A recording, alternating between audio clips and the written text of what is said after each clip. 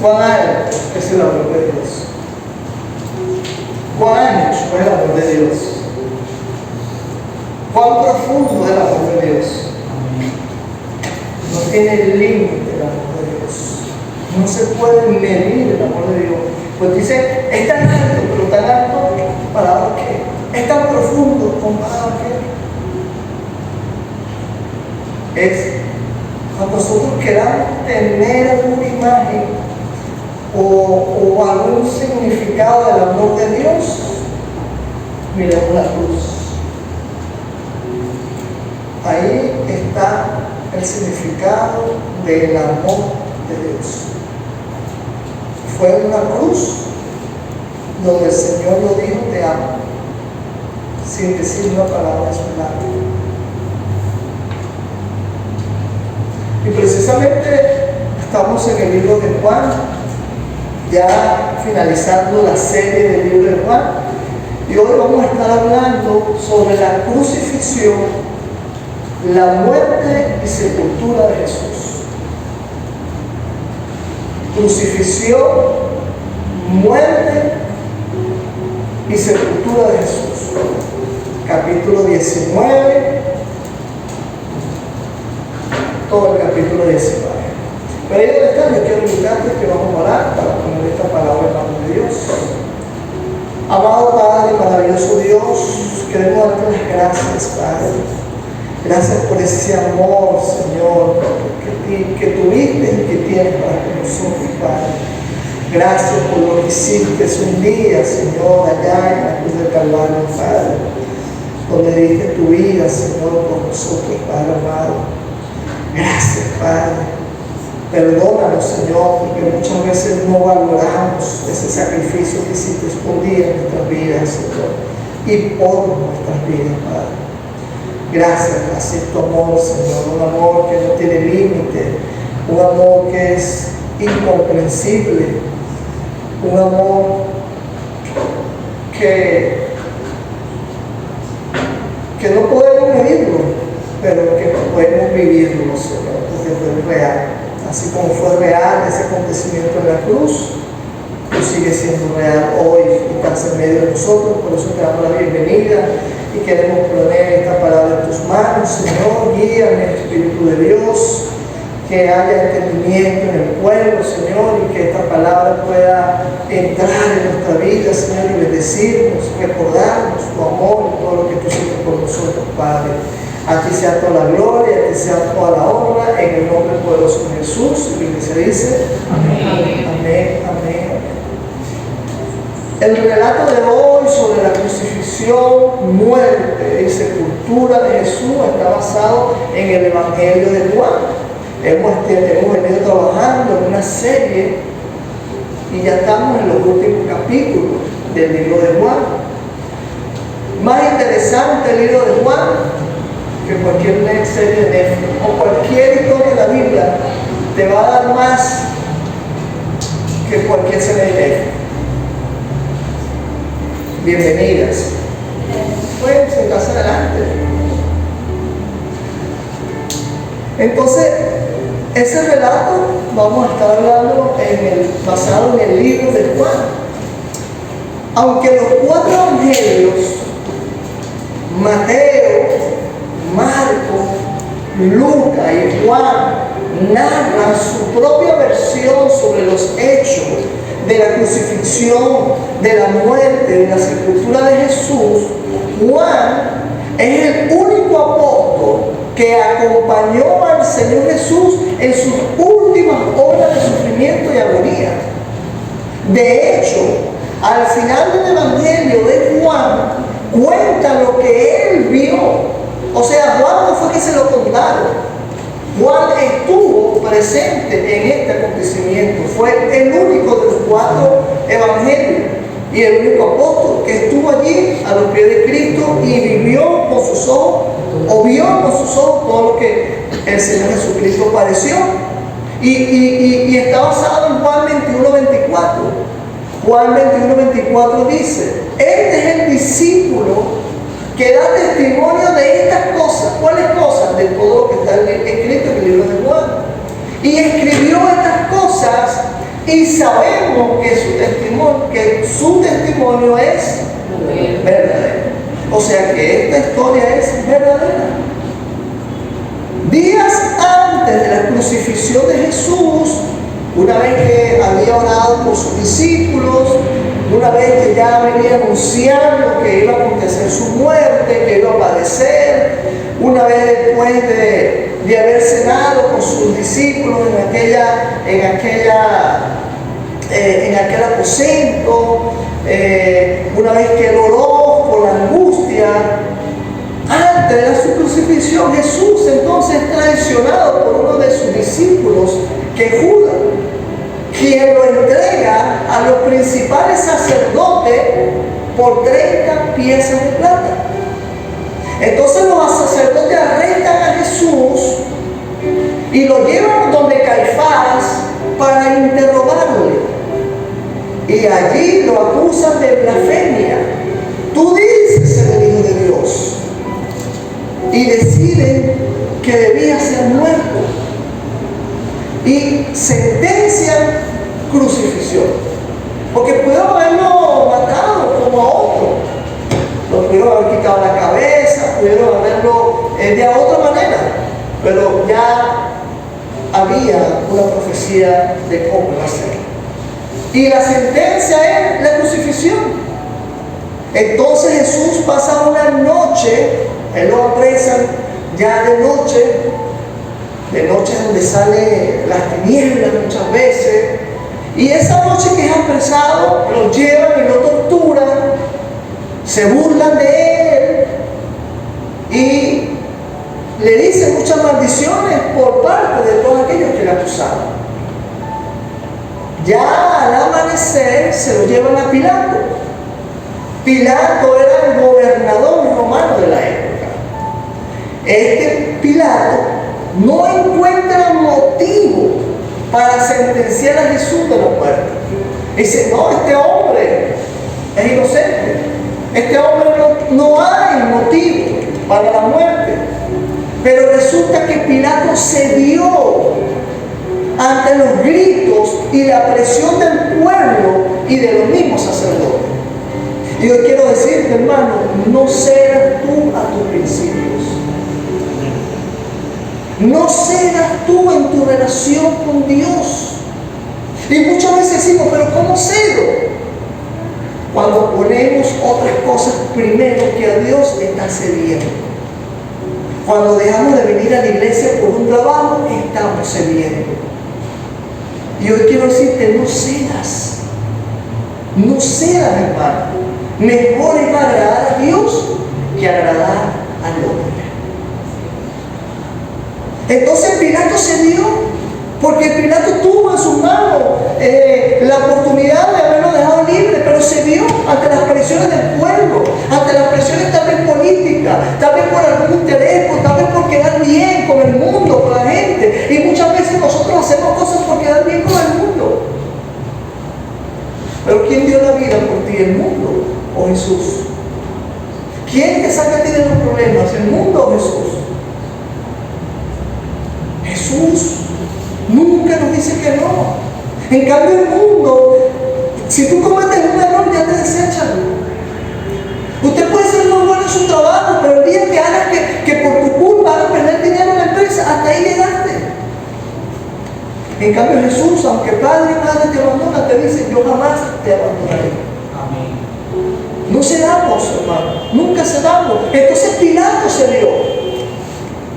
El mismo pueblo, ese mismo pueblo que cuando Jesús llegó a Jerusalén en aquel día de entrada, ese mismo pueblo que gritaba, bendito el que viene en el nombre del Señor, Hosana y Hosana, es el mismo pueblo que ahora está gritando, crucifíquenlo y crucifíquenlo. El mismo pueblo, 3 días de diferencia.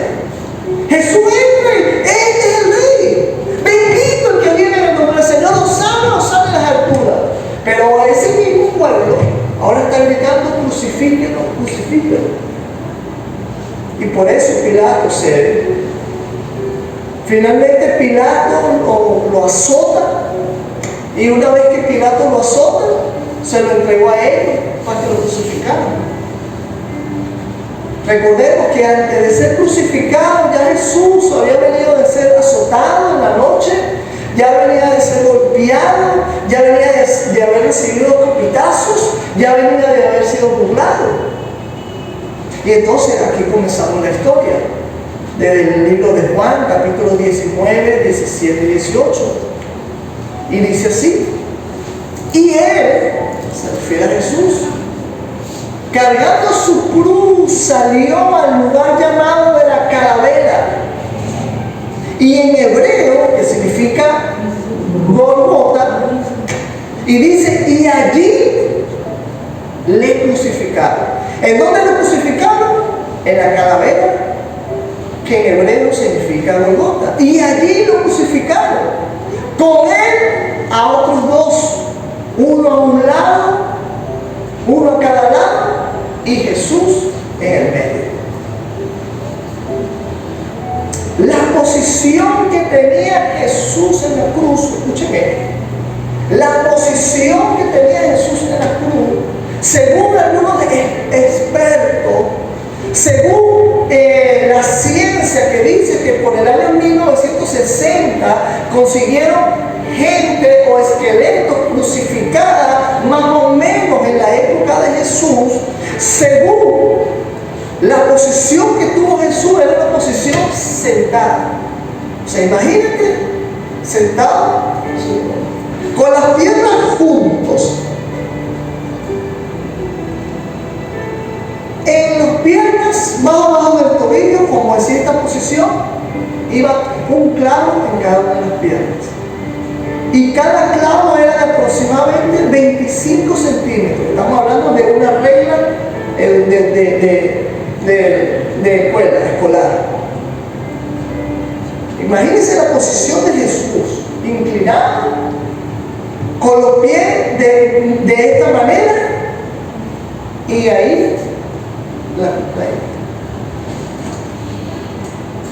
los brazos extendidos hacia afuera, y en el antebrazo aquí un clavo en cada mano.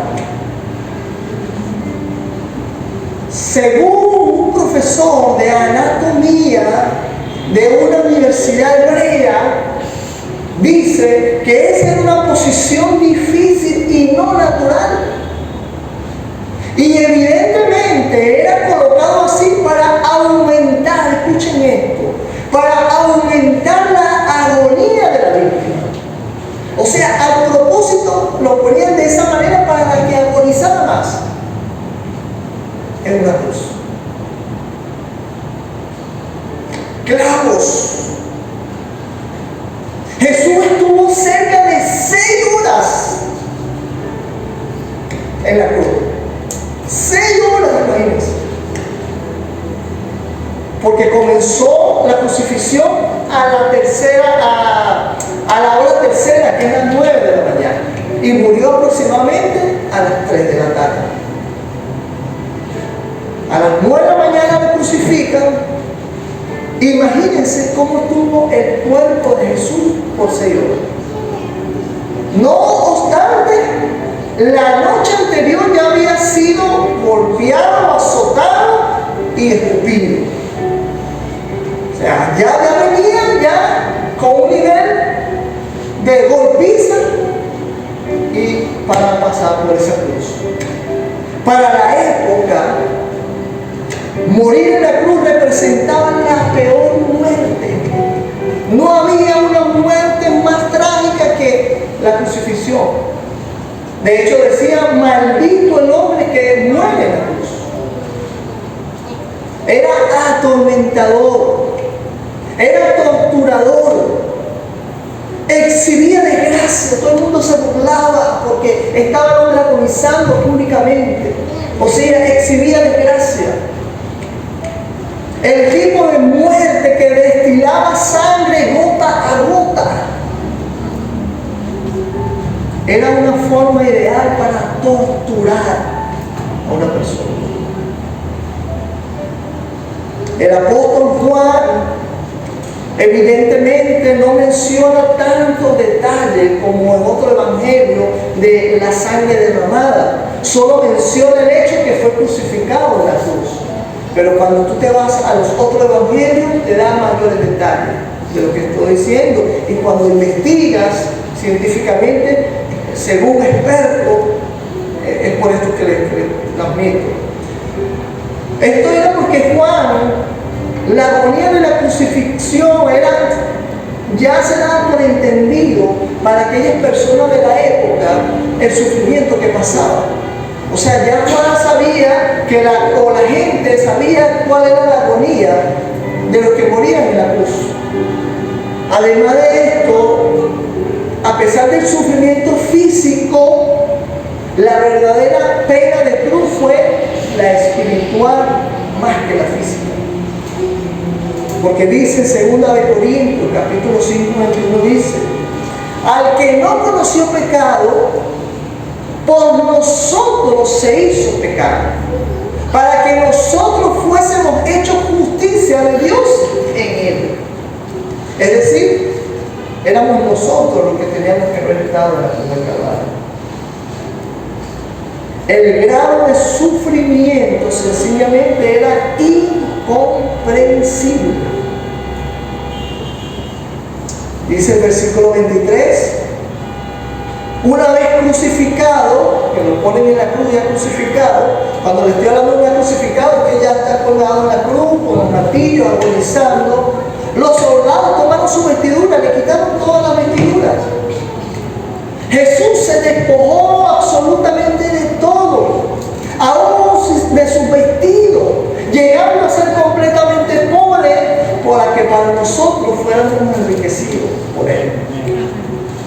Él se hizo pobre, se despojó de todo, hasta de la ropa, lo avergonzaron, casi desnudo, porque dice que era desnudo.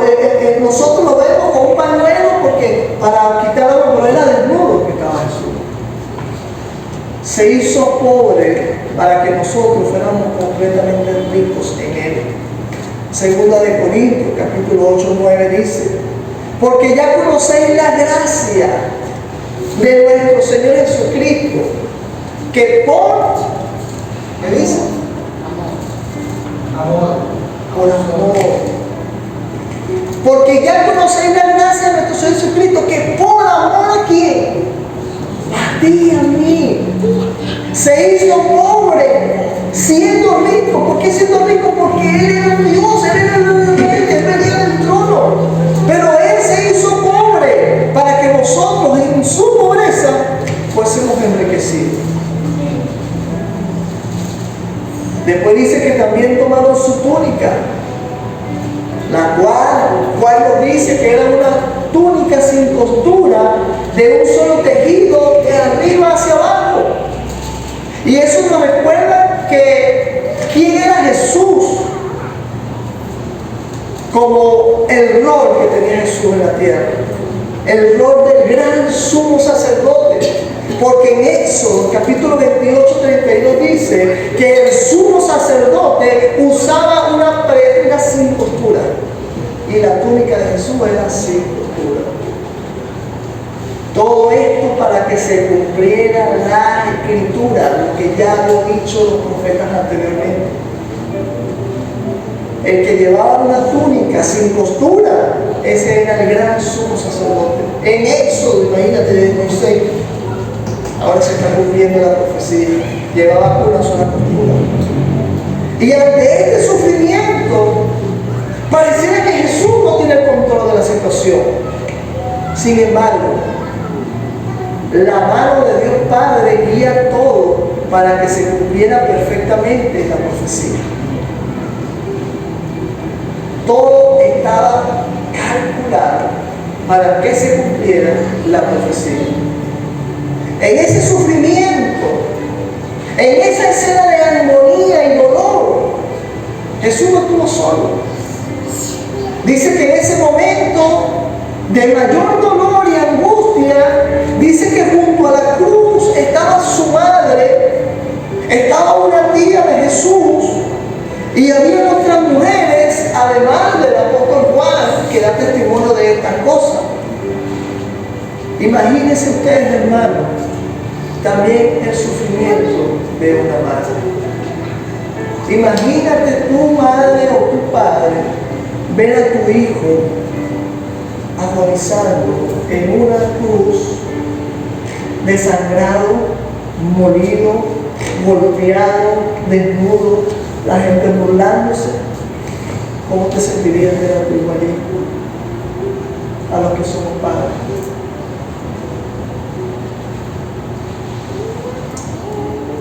Una angustia de esa madre. Pero Jesús,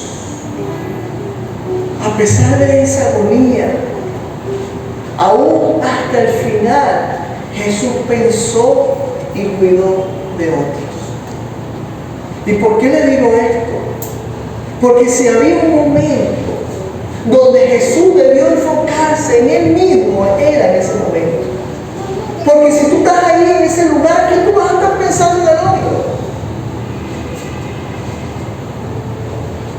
Sin embargo, Jesús, en lugar de enfocarse en su propio dolor, Él tuvo una actitud llena de amor y de perdón hasta el final.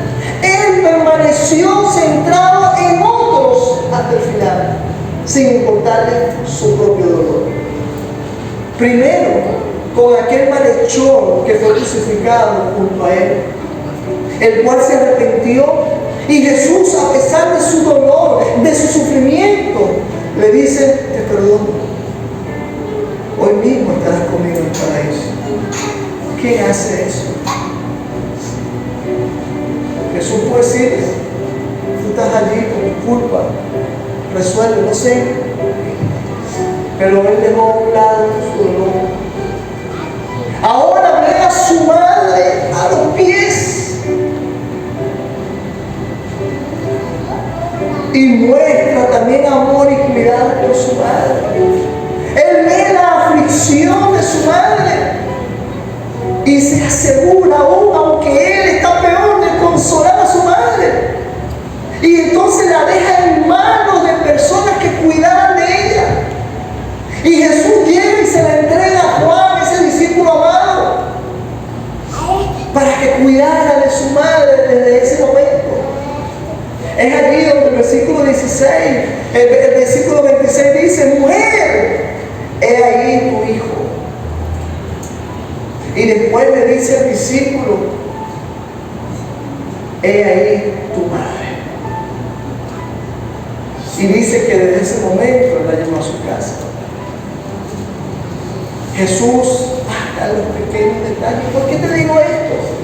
Porque si Jesús no hubiese dicho esto, esta mujer, además de viuda, porque ya José no aparece desde hace tiempo en el Evangelio, y se le pareciera que ya estaba viuda ella, ahora queda sin protección social y económica, queda sola. Porque los otros hermanos de Jesús, ni siquiera creyentes en Jesús, estaban por su cuenta. Y ya la viudez de por sí sola era considerada una desgracia para la mujer. Ya la viudez era un oprobio y era una vergüenza para la época. Ahora la mujer, si Jesús nos dice esto, esta mujer hubiera sido vulnerable ante la sociedad, y lo único que le hubiese ella permitido vivir es vivir de la limosna de los demás. Pero él, a pesar de su dolor, tuvo cuidado de su madre hasta el último instante. Luego dice la palabra que después de haber dicho esto, tuvo sed. Y esto nos demuestra que aunque era Dios, también era hombre. Tuvo sed. ¿Quién no va a tener sed con ese sufrimiento? Y dice que después de haberle dado vinagre, en una gran exclamación dijo, en el versículo 30, dice así: cuando Jesús hubo tomado el vinagre, imagínate, hermano, que usted era cansado de su trabajo y consigues en la nevera un vaso pero delicioso y te lo tomes, ese vinagre. Qué desagradable sería. Ahora imagínate no solo eso, sino estar también en la posición de Jesús. con dolor, agonía, y tiene sed porque ya la sangre, ya el corazón no está bombardeando como, o sea, se está debilitando, que necesita agua, y le da vinagre. Entonces dice, una vez tomado vinagre, dijo, consumado es. La palabra consumado en griego significa tetelestai, y esa es una exclamación de es un ganador. Aunque para el mundo era una derrota, pero los que aman a Dios, todas las cosas ayudan a bien. A la mujer el mundo cree que tú eres un fracasado, pero tú sigues siendo fiel, porque los avergonzados serán aquellos que creen que tú eres un fracasado, porque tú no eres un fracasado, tú eres un hijo de Dios. Entonces esa exclamación significa un ganador, ganamos. Jesús había concluido el propósito eterno de la cruz en perfección. Así permanece hoy como una obra terminada. Es el fundamento, la cruz es el fundamento de nuestra fe. Porque si la cruz no hubiese pasado Jesús, ¿nosotros en qué hubiéramos basado la fe? Nuestra fe, nuestra paz está basada en lo que hizo Jesús en la cruz del Calvario. Amén. Ese es el testimonio que damos.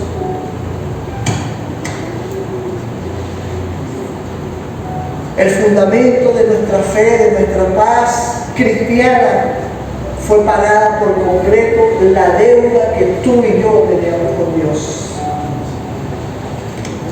Así que, antes que exclamaran ante el Estelai, que es consumido es, se estaba llevando a cabo una maravillosa transición espiritual.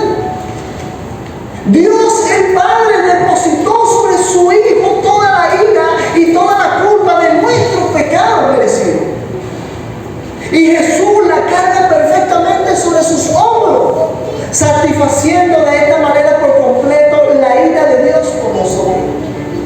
Por lo cual había una transición espiritual.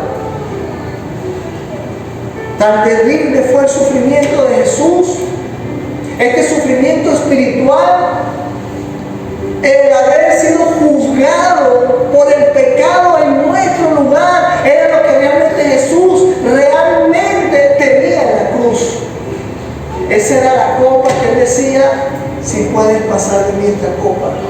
La copa era la justicia de nuestro pecado que él no quería pasar.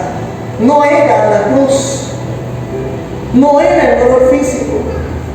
La copa era los pecados, las transgresiones nuestras. La copa de la ira, de la justicia de Dios, era la que él tenía para dar. Pero Jesús tomó esa copa. Señor, yo no quiero tomar esa copa, pero que no se haga mi voluntad, hágase mi voluntad. ¿Cuántos hoy podemos decir a Jesús, Señor, que no se haga mi voluntad sino tu voluntad? Muchas veces queremos torcer el brazo a Dios, queremos decirle a Dios cómo va a hacer las cosas. Señor, queremos este trabajo, queremos esta casa, queremos este carro, queremos esto, queremos que este hombre cambie de esta manera, queremos que esta mujer cambie de esta manera. ¿Y por qué mejor no decimos, Señor, hazlo como tú quieras? Aunque yo no entienda. Eso fue lo que dijo Jesús, que no se haga mi voluntad, que se haga tu voluntad. Entonces Jesús tomó esa copa que para nosotros era la que teníamos que haber hecho. El profeta Isaías relata perfectamente esa copa en Isaías 53:3. Y aquí está la copa que Jesús no quería tomar. Y dice 53:3, despreciado. Jesús fue despreciado y desechado entre los hombres, varón de dolores, experimentando en quebranto,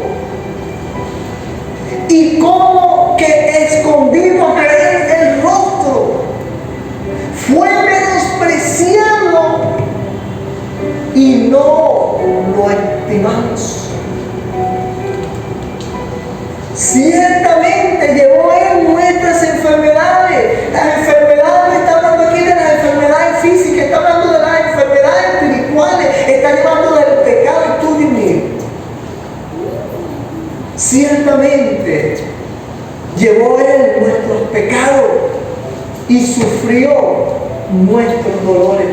Porque ¿quién eran los enfermos? ¿Jesús o nosotros? Nosotros. Entonces los dolores tendrían que haber sido nosotros, pero haber sido Dios. Sufrió nuestros dolores. Y nosotros le tuvimos por azotado, por herido de Dios y abatido. Versículo 5. Mas el herido fue por nuestras rebeliones.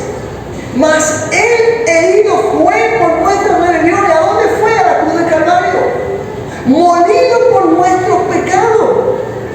El castigo de nuestra paz, el castigo de nuestra paz fue sobre él. Y por sus llagas fuimos nosotros curados.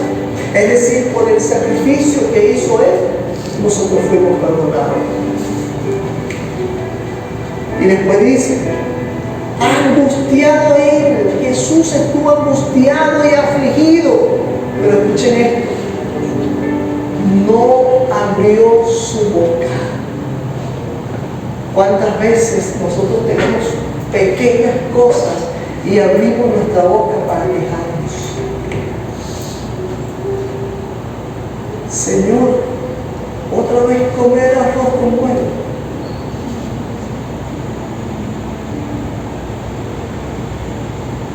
¿Cuántas veces abrimos nuestra boca para quejarnos? Señor, ¿y por qué esta lluvia? Señor, ¿y por qué a mí? Pero dice que todo lo que pasó Jesús no abrió su boca. Como cordero fue llevado al matadero, calladito, y como oveja delante de sus trasquiladores, enmudeció y no abrió su boca. Y termina diciendo el versículo 8, por la rebelión de mi pueblo fui herido. Ahora tú que estás aquí, ¿entiendes el amor de Dios por ti ahora? ¿Entiendes cuánto nos amó y cuánto nos ama Dios?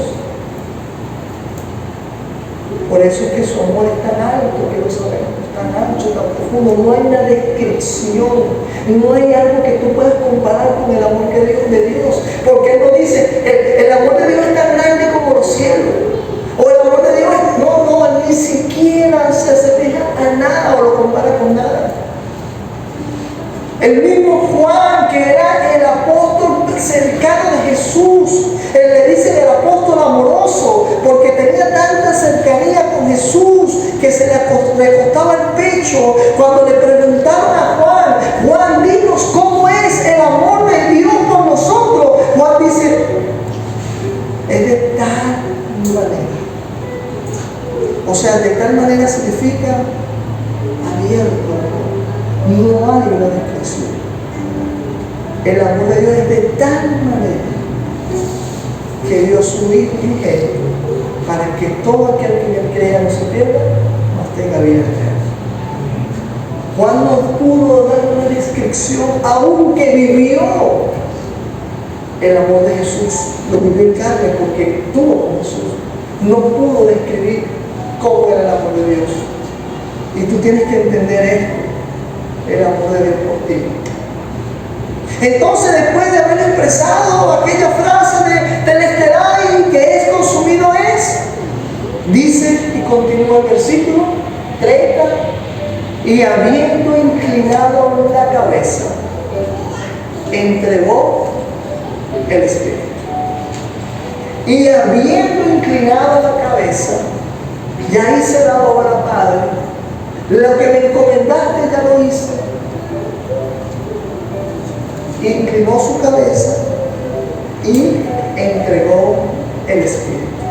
Nadie le quitó a Jesús la vida, es lo que quiere decir allí. Él, de una manera como ningún otro hombre, entregó su Espíritu. Nadie haría esto sino Jesús. La muerte no tenía ningún dominio sobre el Hijo de Dios.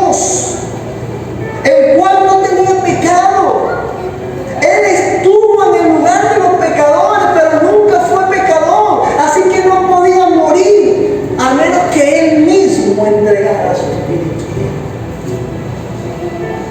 Porque la paga del pecado es muerte, pero aunque Él se hizo maldito, nunca conoció pecado, por lo cual la muerte nunca tenía derecho de Él. La única manera que muriera es: yo entrego mi espíritu. No fue que lo mataron, no. Él voluntariamente, por amor, aquellos hermanos que esta noche están en CCR San Isidro, por ello yo entregué mi vida. Amén. La gloria al Señor. Por todos y cada uno de ellos, yo entrego mi vida. Fernando, bájate de la cruz que yo tomo tu lugar. Dayana, bájate de la cruz que yo tomo tu lugar. Mayra, Miguel, bájate de la cruz que yo tomo tu lugar. Iglesia entera, eso fue lo que hizo el Señor. Bájense de la cruz que yo tomo su lugar y entrego mi espíritu. Juan 10:17 dice: porque yo pongo mi vida para volver a tomarla. Nadie me la quita, sino que yo de mí mismo la pongo. Tengo el poder para ponerla y tengo el poder para volver a tomarla. Él entregó su vida porque así lo quiso, como quiso y cuando Él quiso. Y a la manera que Él quiso. Y dicen que los soldados confirmaron su muerte y tomaron una lanza y le abrieron el costado. Y dice que salió agua y sangre. De esta manera confirmar, sí, ya lo comentamos, con una lanza. Eso no era lo acostumbrado a hacerlo. Cuando ya estaba ahí, lo acostumbrado era a partirle las piernas. Pero los soldados, al no hacerlo acostumbrado, sino que perforaron el costado sin darse cuenta, estaban cumpliendo la profecía que dijo Zacarías 12:10 de que el hijo mío iba a ser perforado. Una vez más vemos que con toda seguridad completa que Dios está al control de todas las cosas. No hicieron lo que tenían que haber hecho, que era partirle la pierna, porque también había una profecía que decía que nunca se habían quebrantado sus piernas. Entonces hicieron otra cosa y sin saberlo estaban cumpliendo la orden de Dios. Porque cuando Dios manda, hasta el diablo obedece. Amén. Hasta el diablo tiene que obedecer. ¿Y por qué el diablo si no soldado? Porque el diablo estaba comandando a través de los soldados de Pilato y de todos aquellos crucificados. Hermanos, vemos, y voy a ir concluyendo, entonces, que en este capítulo 19, que la muerte de Jesús no fue un final abrupto, sino simplemente fue la esperanza y el cumplimiento de toda la Escritura. Y eso es una esperanza para nosotros. Ya nos lo había dicho Isaías años atrás. O sea, es una esperanza. Así que el arresto y juicio son buenas noticias, porque muestra que Jesús nunca se apartó de su misión de salvar a su pueblo. Amén. La tortura y crucificación de Jesús son buenas noticias, porque el mismo acto de Roma de pretender aplastar a Jesús es el mismo acto que Jesús usó para coronar a su Hijo. Es decir, lo que Roma utilizó para mal, Dios lo utilizó para bien. En su muerte Jesús fue coronado como el nuevo Cordero, capaz de salvar al pueblo de sus pecados.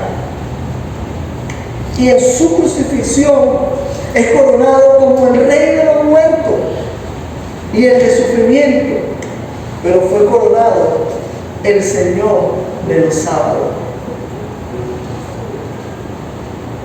Eso es una buena noticia, porque Dios puede usar la traición, Dios puede usar la tortura, Dios puede usar la cobardía, Dios puede usar el asesinato para coronar a sus hijos. Lo que el diablo intente hacer el mal, Dios lo puede transformar para tu bien. Por eso nunca te quejes, confía en el Señor, porque si tú confías en el Señor, Él te va a ayudar siempre. Y lo que venga para mal, Dios lo va a convertir para tu bien. Entonces puede llevarse nuestro sufrimiento y nuestros pecados y también clavarlos en una cruz para siempre.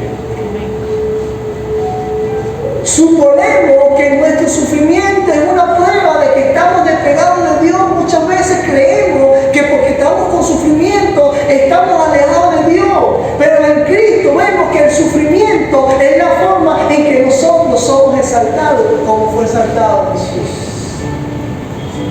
Es decir, tu sufrimiento va a ser una oportunidad para Dios glorificarse. Suponemos que nuestros pecados nos descalifican de la presencia de Dios. Eso suponemos, que cuando pecamos ya estamos apartados de la presencia de Dios. Pero nuestro pecado es precisamente la razón por la cual Jesús vino a morir en la cruz del Calvario. Esa fue la razón principal. La muerte de Jesús fue una buena noticia, porque no hay sufrimiento que Dios no pueda redimir, y no hay pecado que pueda detener el amor de Dios por ti. Entonces, una buena noticia. Jesús, o Juan, mejor dicho, termina hablando ya que una vez que Jesús muere, van dos discípulos a pedir el cuerpo de Jesús para su sepultura. Se trata de José de Arimatea, que era un discípulo a escondida, porque él era también uno de los sacerdotes del Sanedrín, y el otro discípulo es alguien que había nacido de nuevo, Nicodemo.